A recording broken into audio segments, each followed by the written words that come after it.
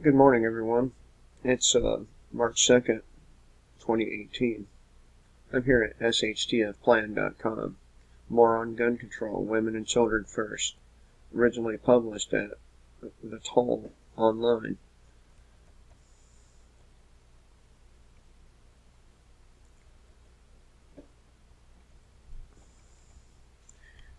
I will make mere youth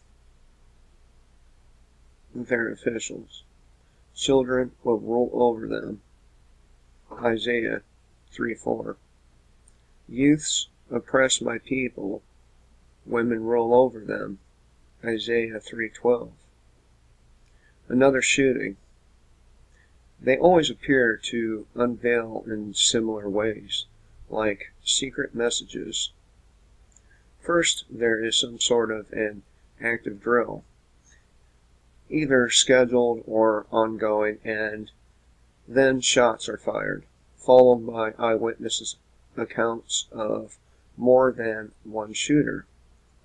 Soon, the YouTube videos of those reporting on multiple attackers are scrubbed from the internet.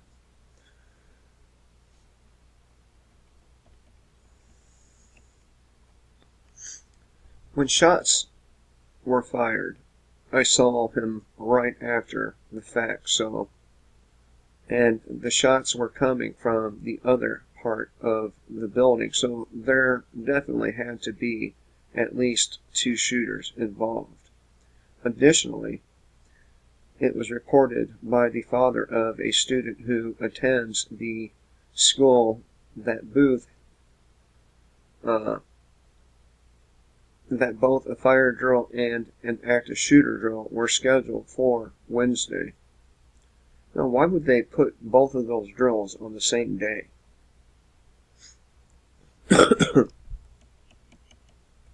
Within hours, the murderer is reported to be extremely troubled, if not insane, and likely on psychotropic drugs, as several people claim they all saw it coming, or in some instances saying they are completely surprised that the person they knew could massacre so many.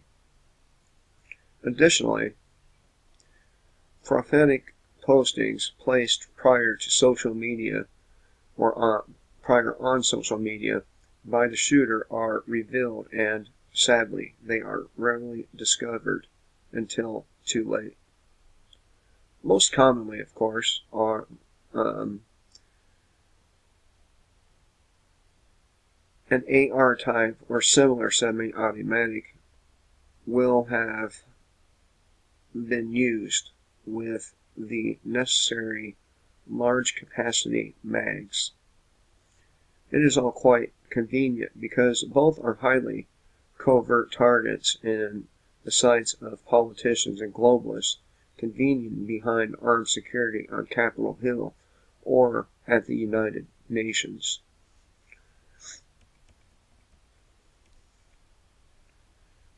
Finally, like the sun rising after a long dark night, the political establishment crows like over-caffeinated roosters about doing something, so it never happens again. Nothing new under the sun. But what about the Patriot Act, the NSA, and that brand new data center in Utah? I thought our heroes were constantly monitoring in order to stop these events. In the case of Parkland shooter, what about eyewitness reports of someone firing rounds in the school while wearing body armor, helmet, and mask? What are these national security agents doing every day anyway? Playing Angry Bird and Subway Surfer? Those slackers make lovesick FBI sweethearts Peter Strozak and Lisa Page look like Fox Mulder and Dana Sully.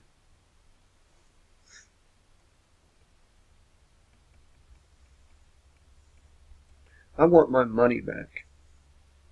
Also, what happens to mass casualty survivors who claim to have seen multiple shooters? Well,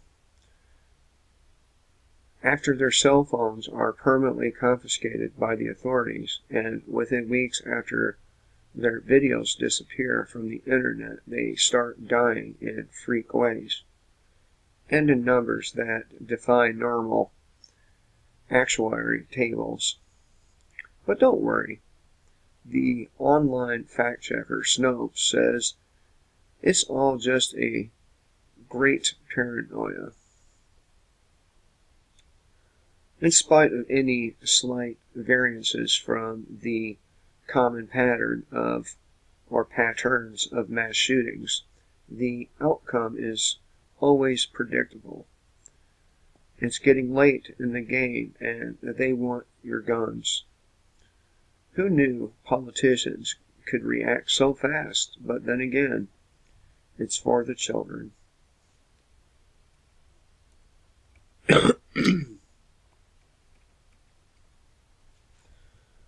Regardless, the images linger, and it's hard to disremember certain elements of surreality that seemed, shall we say, spurious. In the Parkland shooting specifically, Booth reports that, and those being interviewed were 1 minute smiling, and the next feigning sadness and concern. It was strange.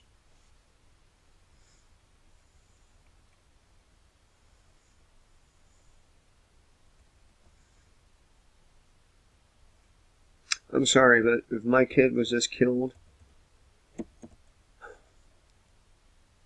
I would not have a big grin on my face. This is fucking bullshit. It's fucking bullshit. Where are the bodies? Where are the funerals? Is fucking bullshit.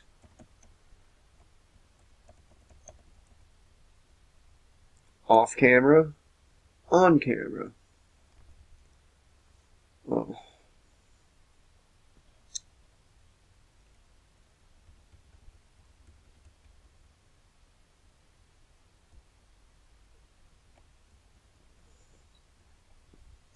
Nevertheless, the politicians take action after every mass shooting and tell us it's for our own good. I mean, like these motherfuckers know what our own good is. Or even care. They don't. They don't know or care what our own good is. It should be plainly obvious by now to everyone with a mind.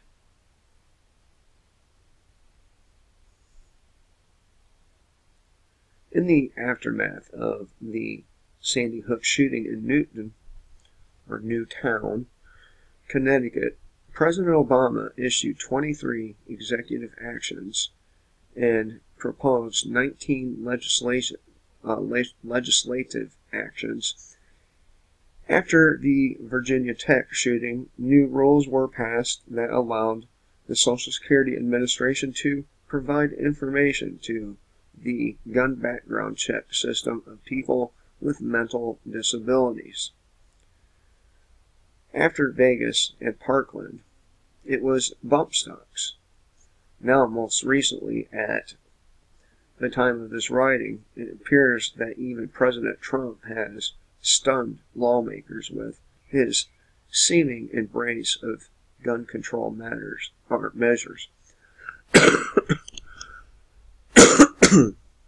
Excuse me. Do you see a pattern?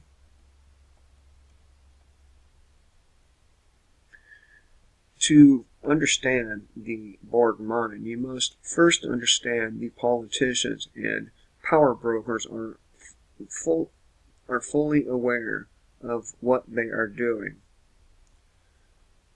But as far as the liberal snowflakes are concerned, they always believe what they wish to be true.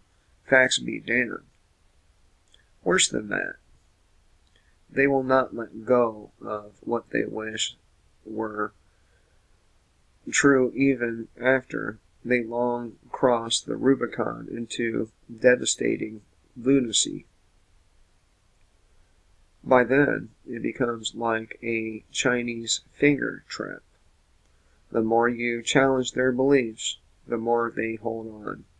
Here are 10 truths the gun control morons hold to be self-evident. Number 1. The gun is guilty. How can some people assign culpability to a mere tool, you ask?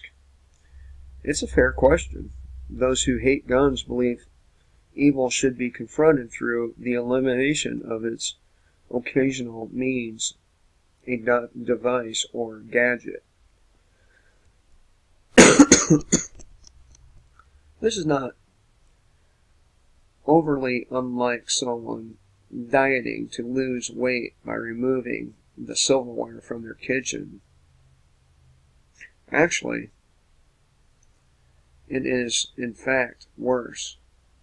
To protect the children from bodily harm, Big Mother desires to remove the allegorical silverware from the homes of a metaphorical healthy eaters.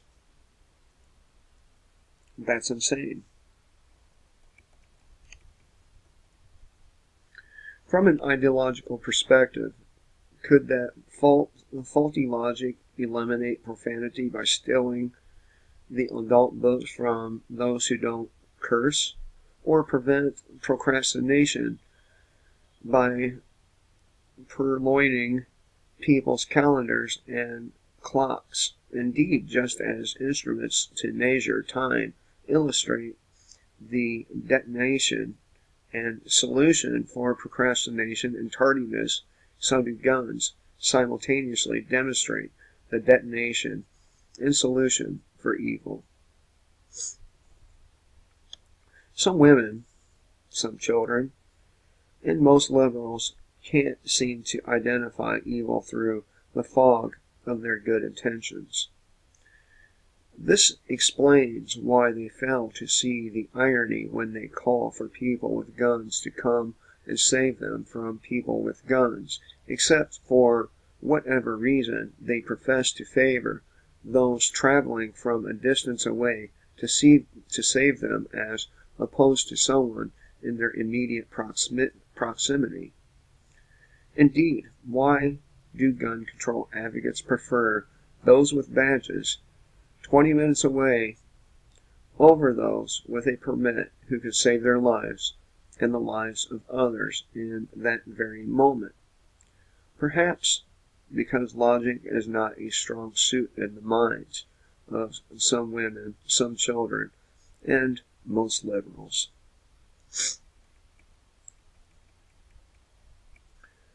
Number 2. Criminals obey laws. And I'm going to tell you right now, as a so-called criminal, I do not obey laws. But then again, you don't see me out here with my AR-15 rifle gunning people down. You don't see me speeding through the city looking for so-called crimes and killing innocent people. But I digress. Criminals obey laws. Number 2. Wrong. At every mass shooting event in recent years, there were laws on the books designed to prevent the murder and mayhem. Think about that. Criminals care nothing for laws, neither will they be inhibited by them. If laws eliminate all access to acquiring guns legally, it would not stop criminals from getting them any more than the war on drugs terminated illegal drugs or drug use in the United States. Naturally, laws are only as effective as their enforcement, which in the case of the Parkland shooting and all others was far less than stellar, to say the least, let alone prohibitive. Sure, seatbelt laws may save the lives of compliant citizens in car accidents, but no law can prevent deliberate, calculated murder. Evil finds a way.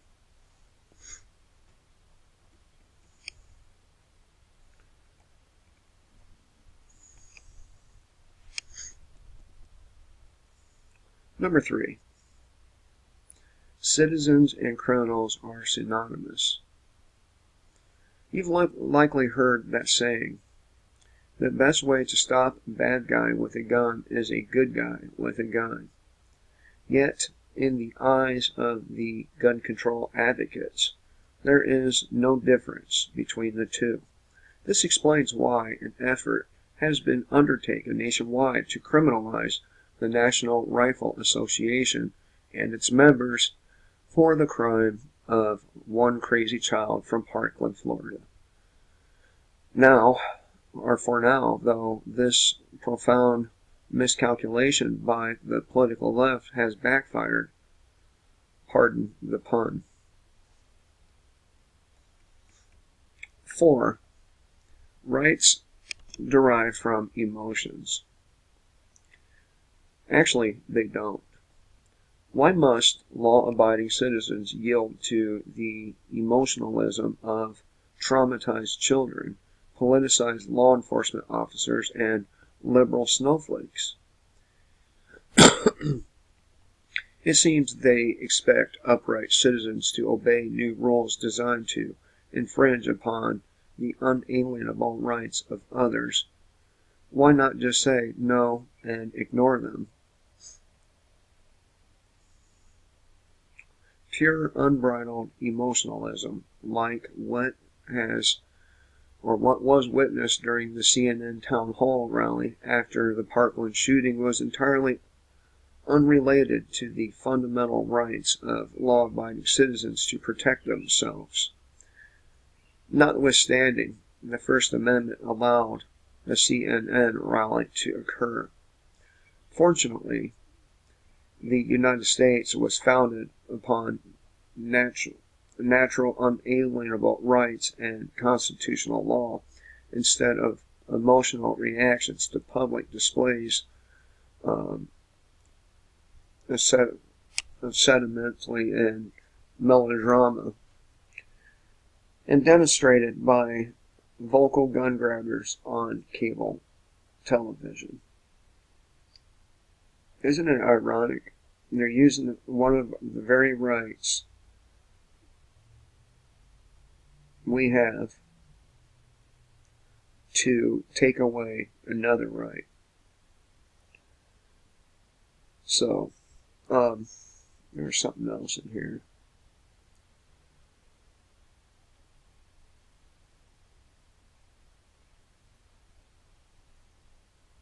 See, they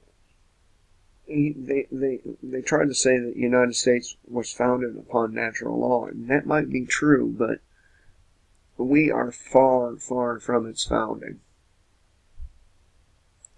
And no one in the government gives a fuck about your inalienable rights. They are alienable to them.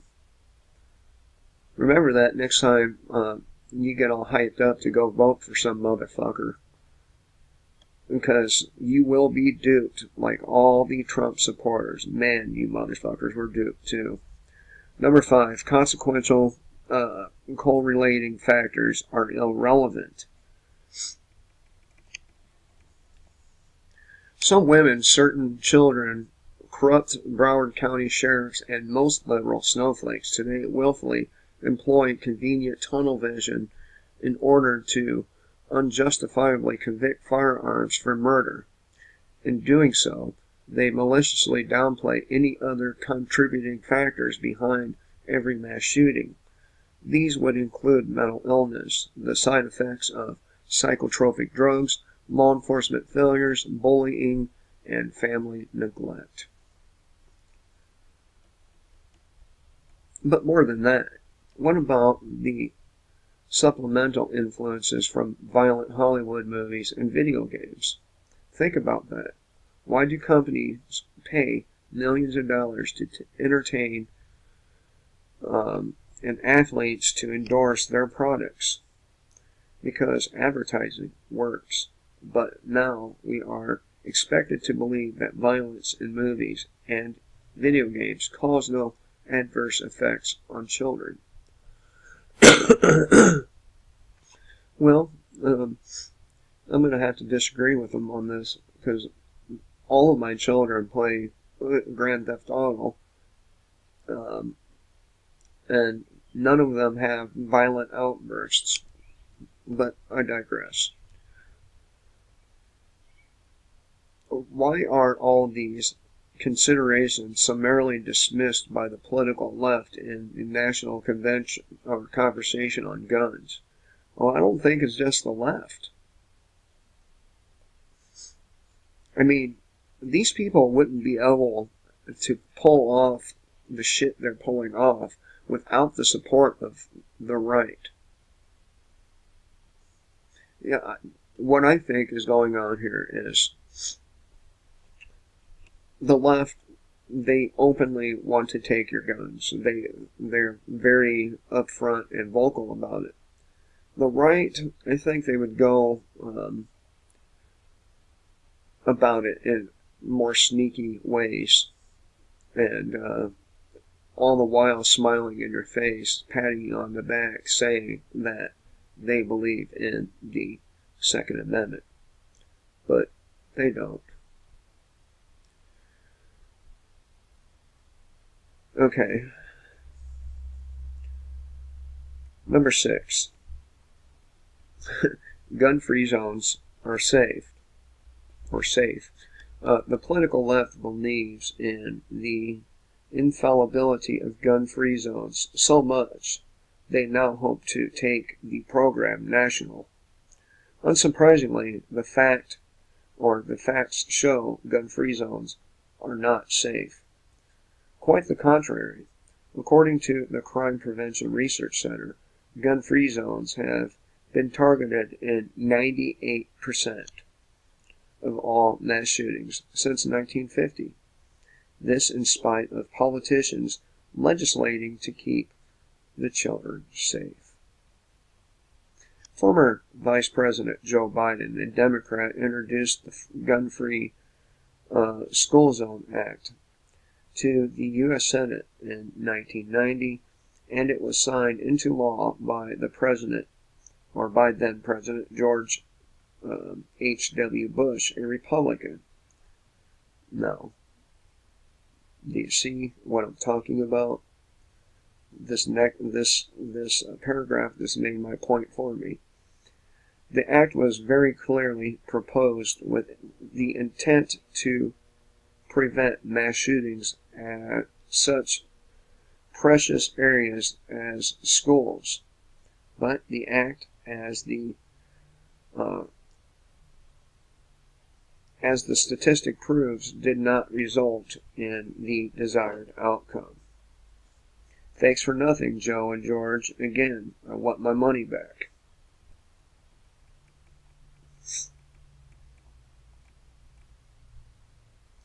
Number 7. Defense is never a good offense. Those advocating for escalating gun control measures first mandate gun-free zones. Then, after the carnage, they double down by fighting against the rights of trained teachers protecting themselves and their students from being sitting ducks. Really? Again, as stated, why do the gun control advocates favor those with badges 20 minutes away over someone with a permit who could save their lives and the lives of others in the moment? I mean, let's be honest here. What do the police actually do? What did they actually do during the Parkland shooting? They cowered behind cars, like the little bitches they are. Anyway.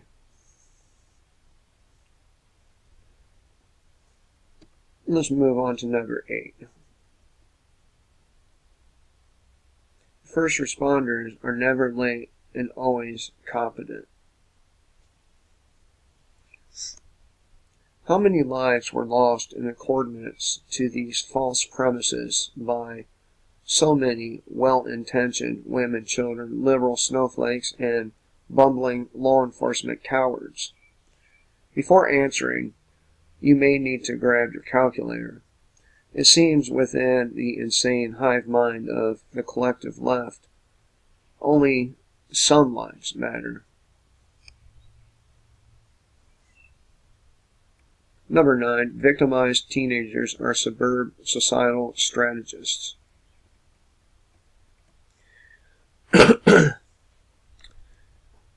In the aftermath of the Parkland shooting, the Clinton News Network devolved into a North Korean kangaroo court peddling gun confiscation. During that embarrassing event, the children and their handlers shouted out anyone who sought to challenge their faulty premises. They did so because the handlers, like overbearing and manipulative mothers, told the children not to tolerate dissent because they were the survivors of a terrible massacre, and their March for Our Lives movement was not political. No, this movement is not political, even though they had a February rally at the Florida State House in Tallahassee on their way to march on Washington, D.C. later this month. Number 10. Government is good. And now, the grandest, most astonishing, erroneous supposition of all. Militias are so yesteryear. In the days following the Parkland shooting, Jim Quinn, the administrator of theburningplatform.com, commented on a correlating thread there. This week's gun control argument in a nutshell: because government failed at every level, you need to have your rights curtailed by the government that just failed at every level. And it's not just then they fail. They fail every day. They fail and fail and fail and fail, and people keep on fucking voting for them.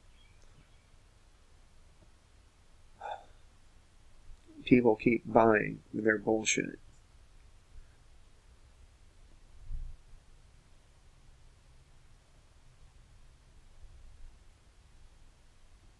So, there's a lot more of this article.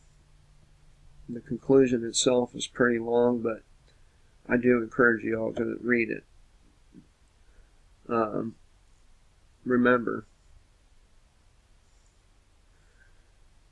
this right here. This week's gun control argument in a nutshell: because government failed at every level, you need to have your rights curtailed by the government that just failed at every level.